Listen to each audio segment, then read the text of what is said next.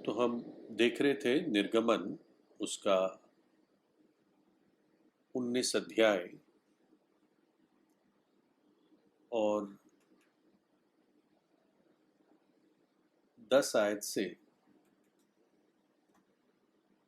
हमें देखना है।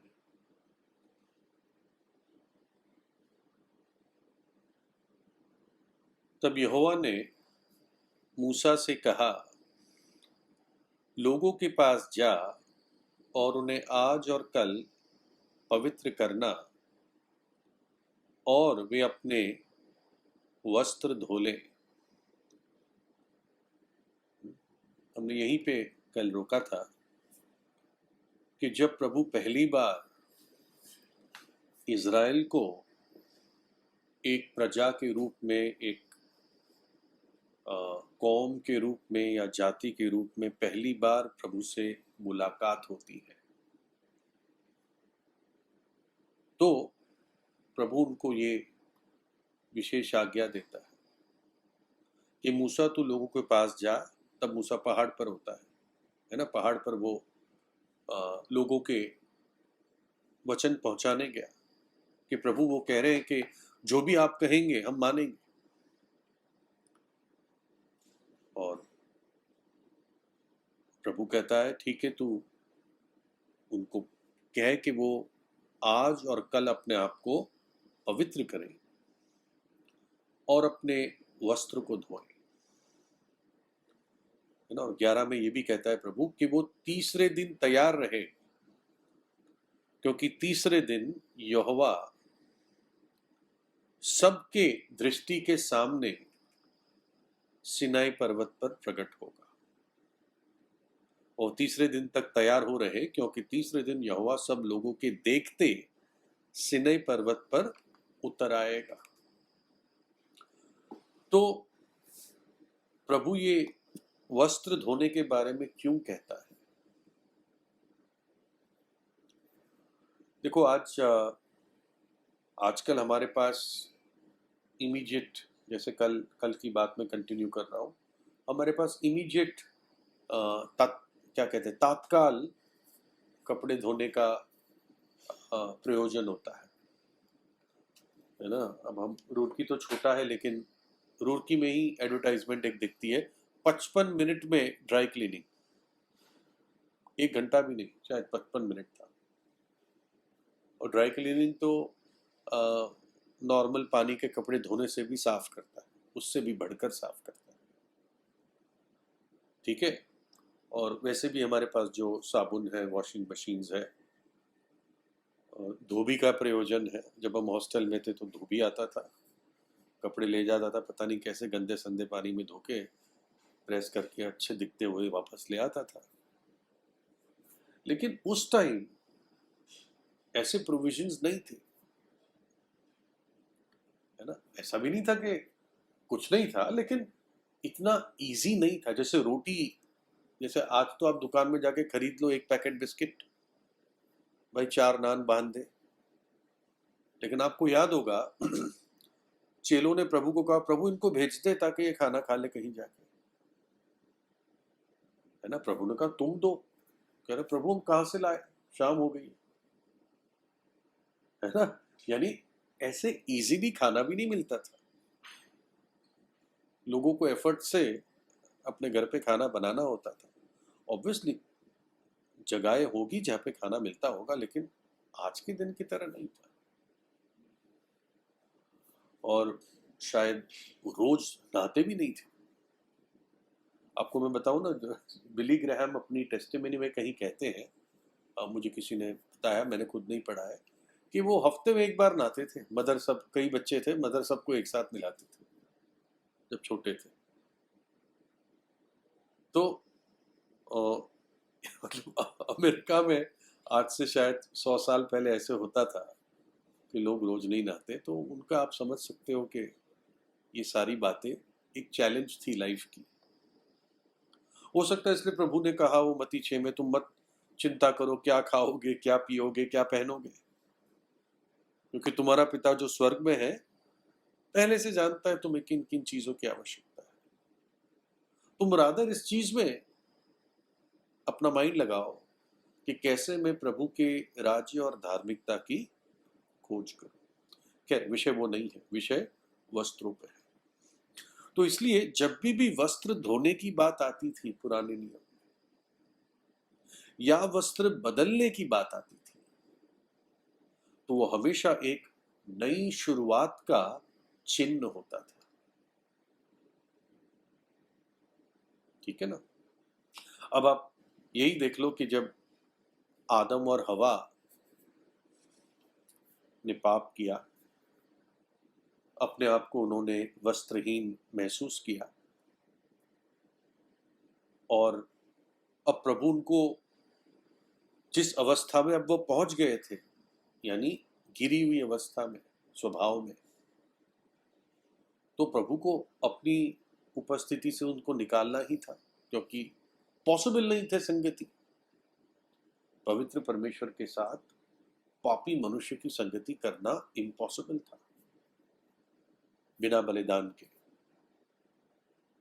है ना? तो प्रभु उनको सबसे पहली चीज क्या देता है? नए वस्त्र देता है। ऑफ कोर्स वो उस समय के जो प्राणी जो भी यूज हुआ होगा, बैल या पता नहीं क्या, उस प्राणी के वस्त्र से, उसके खाल से प्रभु ने उनको कोट्स बना के दिए अपने नग्नपन को ढांकने के लिए। फिर जब, अगर आपको याद हो, याकूब जब बेथेल को लौटता है, आपको मालूम है जब याकूब पदन आराम में था और लबान के साथ काफी झड़प हो चुकी थी अब, और याकूब बढ़ भी गया था, तो प्रभु ने कहा था उसको कि तू बेथेल को लौट जा, वहीं पर जहां पर तूने मेरे लिए वेदी बनाई थी, जहां पर तूने तेल उंडेला था, वहीं वापस चला जा। तो याकूब अपनी दोनों पत्नियों से बात करता है। दोनों पत्नियां कहती है कि जो भी आप करेंगे, हम तेरे साथ हैं।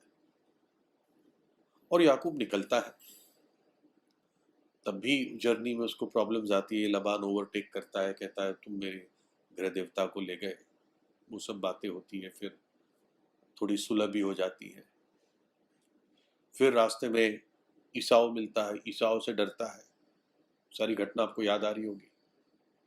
फिर वो 32 अध्याय वाला मलयुद्ध उस पुरुष के साथ होता है जो यहोवा का दूत, या शायद प्रभु यीशु मसीह स्वयं जो पुराने नियम में प्रकट होता था, वो था। याकूब से इजराइल बनता है। लेकिन फिर याकूब आके शेकेम में रुक जाता है। प्रभु ने उसको बेथेल कहा था, वो आके शेकेम में रुकता है। और शेकेम में दीना जो उसकी बेटी थी वो अशुद्ध हो जाती है। फिर खून खराबा होता है, सिमियन और लेवी तलवार उठा लेते हैं। तो फिर एक स्टेज पे 35 अध्याय में प्रभु उससे फिर बात करता है ना? पढ़ते हैं उत्पत्ति 35 अध्याय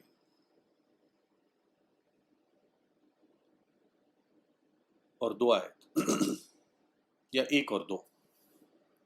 तब परमेश्वर ने याकूब से कहा, यहां से कूच करके बेतेल को जा और वहीं रह, और वहां ईश्वर के लिए वेदी बना, जिसने तुझे उस समय दर्शन दिया जब तू अपने भाई एसाव के डर से भागा जाता था।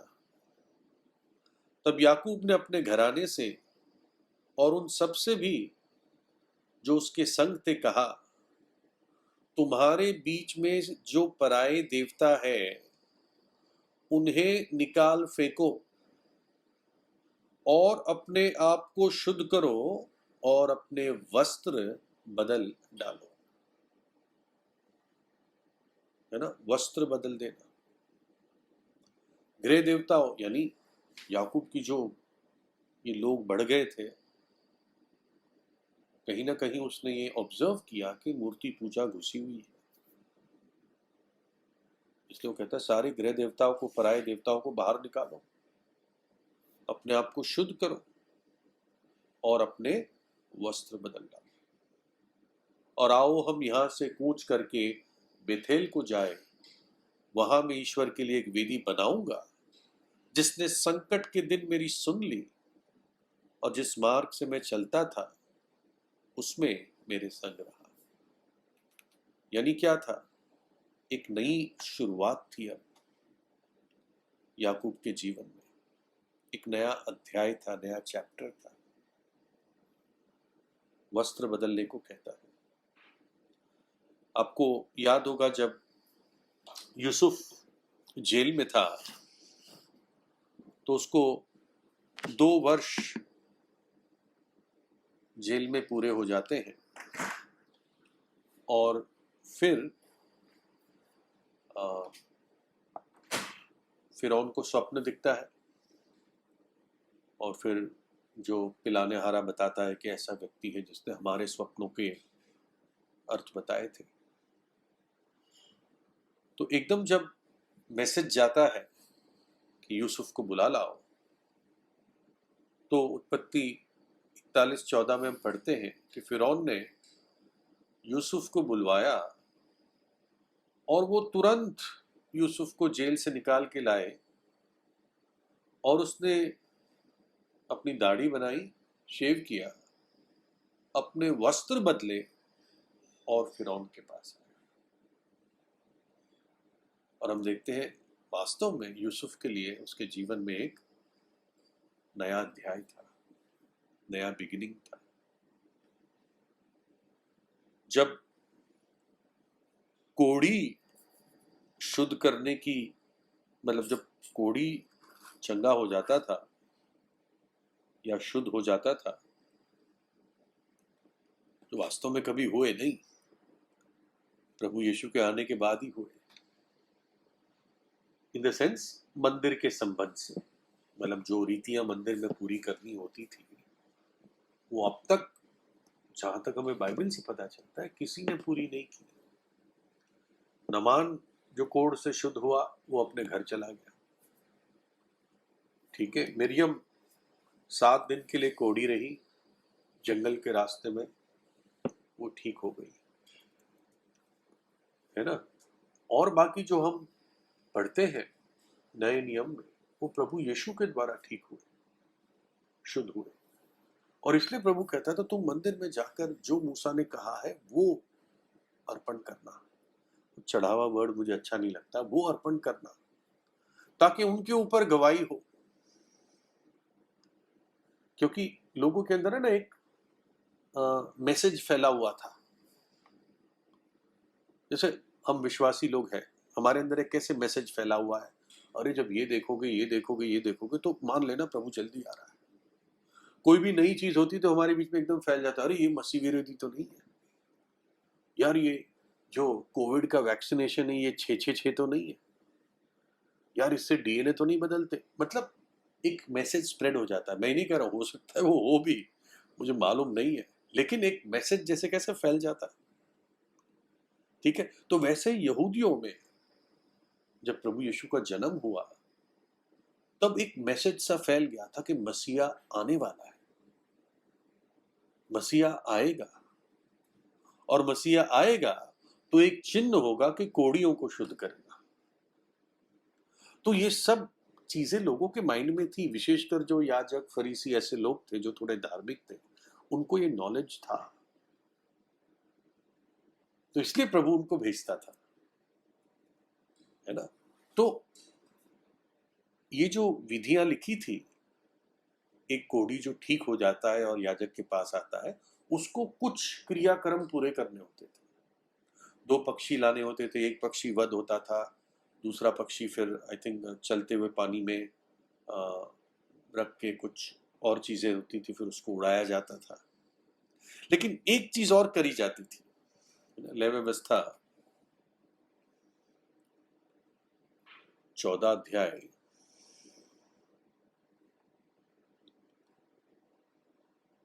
और उसकी 8 और 9, और शुद्ध ठहराने वाला अपने वस्त्र को धोए और सब बाल मुंडवाकर जल से स्नान करे, तब वो शुद्ध ठहरेगा और उसके बाद वो छावनी में आने पाए, परंतु 7 दिन तक अपने डेरे से बाहर ही रहे। तो जबकि गोड़ शुद्ध होना तो बहुत बड़ी बात होती थी, लेकिन फिर भी प्रभु ने लिखा था कि उसको अपने वस्त्र धोने के बाद ही वो एक्सेप्ट किया जाएगा, क्योंकि कोढ़ी के लिए तो एक जीवन वाली बात थी। जैसे आज के दिन कोई आदमी का टोटली कैंसर ठीक हो गया, आज भी कैंसर ठीक होते ऐसा नहीं है, लेकिन बेचारा आदमी का क्या हाल हो जाता है, कभी उसके बाल गिर जाते हैं, उसका चेहरा वो हो जाता है, उसका वेट चला जाता है, और फिर उसको कहा जाता है अब तुम ठीक हो, है ना। उसका आधा, क्या कहते हैं, जो भी उसके जीने की एक पैशन था वो ही खत्म हो जाता है। तो कोढ़ी अगर शुद्ध हो जाता, उसका कोढ़ी चला जाता, तो उसके लिए तो बहुत बड़ी चीज होती थी, है ना। खैर, हुआ सिर्फ वो प्रभु यीशु के आने के बाद ही, मतलब लोगों की दृष्टि में इस प्रकार से हम एटलीस्ट 11 कोढ़ी ठीक होते हुए देखते हैं, 10 एक जगह, और एक जगह जो कहता है प्रभु तू चाहे तो मुझे शुद्ध कर सकता है। जब दाऊद ने लंबे समय तक अपना पाप छिपा के रखा और नतान ने आकर उसको कन्फ्रंट किया और कहा कि जो बच्चा तेरा जन्मने वाला है वो मर जाएगा, यहोवा ने तुझे क्षमा तो कर दिया, तेरे यहोवा के शत्रु मुंह खोलेंगे और ये बच्चा मर जाएगा। तो दाऊद 7 दिन तक भूखा प्यासा भूमि पर पड़ा रहता है ना, याद होगा।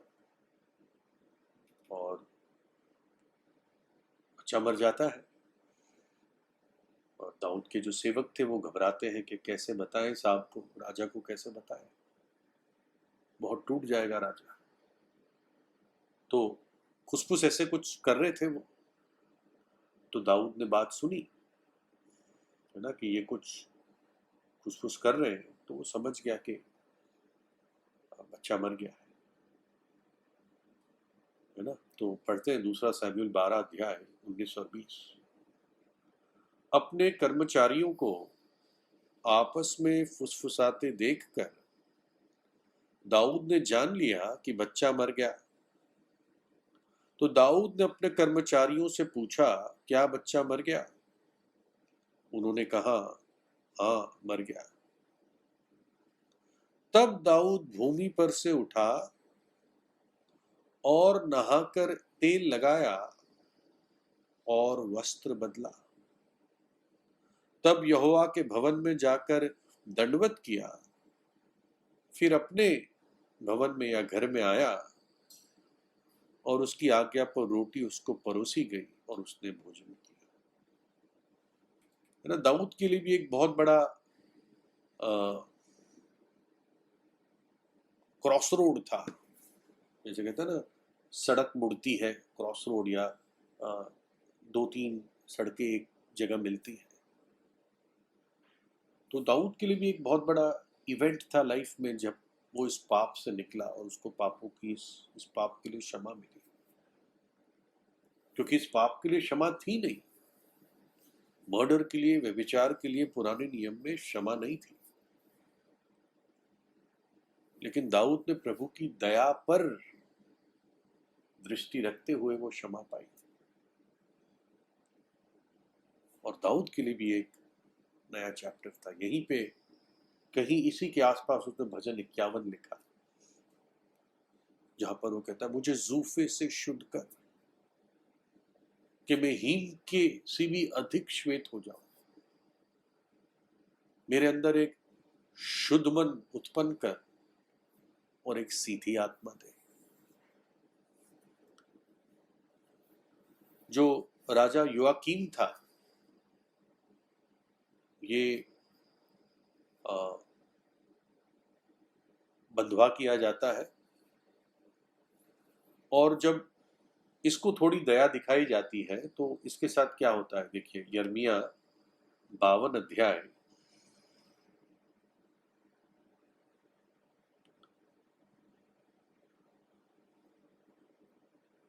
लास्ट चैप्टर है यिर्मयाह 52 अध्याय, और 31 से है, लेकिन मैं बताता हूँ।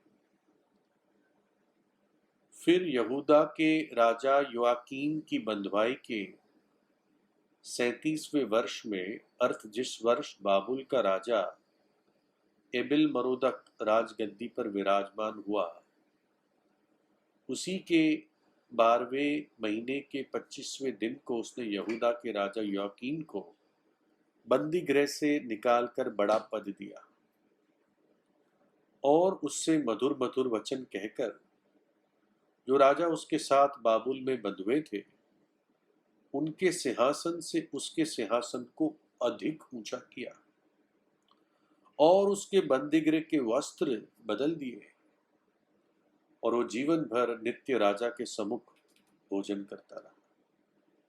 है ना, ये योआकीन बंधवा करके बाबुल ले लिया गया था, लेकिन आई थिंक नबूकदनेस्सर के बाद को ये राजा था जिसने इसको दया दिखाई, और बाकी और जो थे राजा उनसे उसको ऊंचा पद दिया। शायद बाबुल में ही था ये तब भी, लेकिन उसके वस्त्र बदलने का, बंदीगृह के वस्त्र से राजा के वस्त्र, या एटलीस्ट आदरणीय वस्त्र उसको जो मिले, उसका जिक्र है ना। तो नए नियम में हम इसको क्या समझे, है ना। ऑफकोर्स हम वस्त्र बदलते हैं, लेकिन जैसे मैं कल भी कह रहा था, सर्दियों में हम एक शर्ट तो कई दिन पहन लेते हैं, एटलीस्ट मैं तो पहन लेता हूँ, है ना। अगर कभी बहुत पसीना नहीं हुआ तो इवन सर्दियाँ नहीं होती तब भी मैं कोशिश करता हूँ चलो अगले दिन ये पहन लेते हैं, अभी क्यों ढोने डालें। तो हमारे लिए प्रभु का वचन कहता है पहला यूहन्ना 1:9 में, क्योंकि जब भी ये वस्त्र बदलने की बात आती है, एक नया बिगिनिंग जो एक पास्ट को पीछे छोड़ते हुए, एक भूतकाल को पीछे छोड़ते हुए, एक बुरे समय को पीछे छोड़ते हुए, एक शर्मनायक समय को पीछे छोड़ते हुए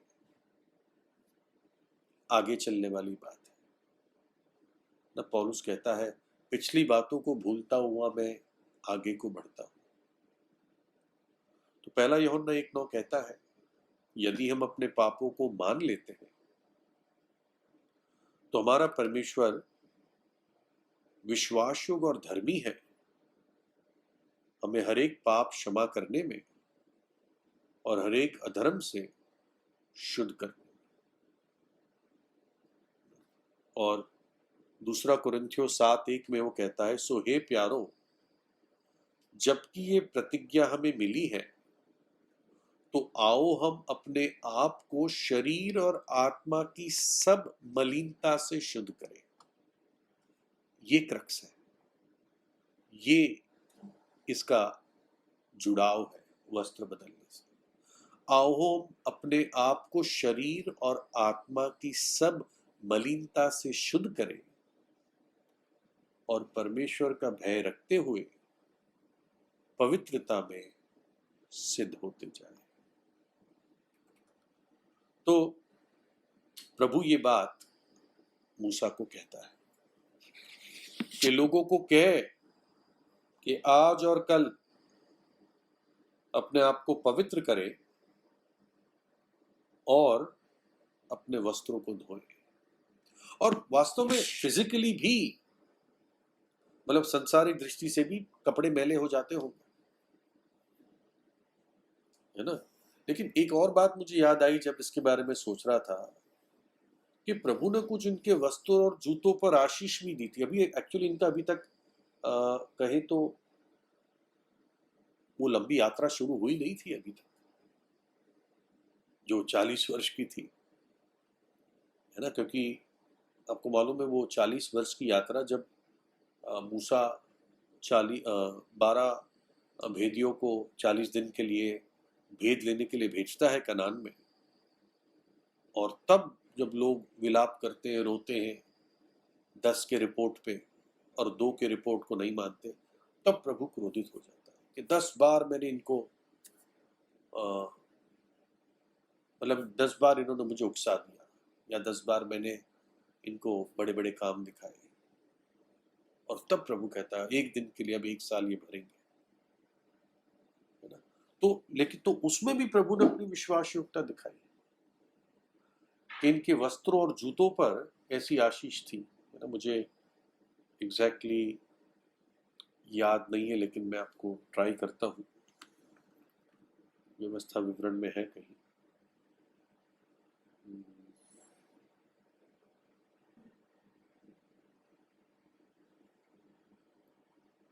कुछ ऐसा है कि तेरे वस्त्र पुराने नहीं हुए और ना तेरे पैर सूजे, मतलब बड़े हुए, ठीक है ना। तो लेकिन फिर भी, हाँ हाँ करेक्ट, नेहमिया में है वो, जब वो कोट करता है, सही कह रहे हो। तो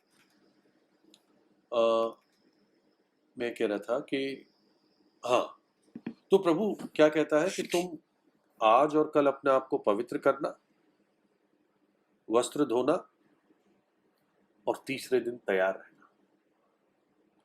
और जब प्रभु तीसरे दिन तैयार रहने की बात कहता है तो बहुत स्ट्रिक्ट इंस्ट्रक्शंस देता है ना। वो थोड़ी सी 1-2 वर्सेस पढ़ के फिर हम उसको, उस टॉपिक को कल कंटिन्यू कर सकते हैं। निर्गमन 19 अध्याय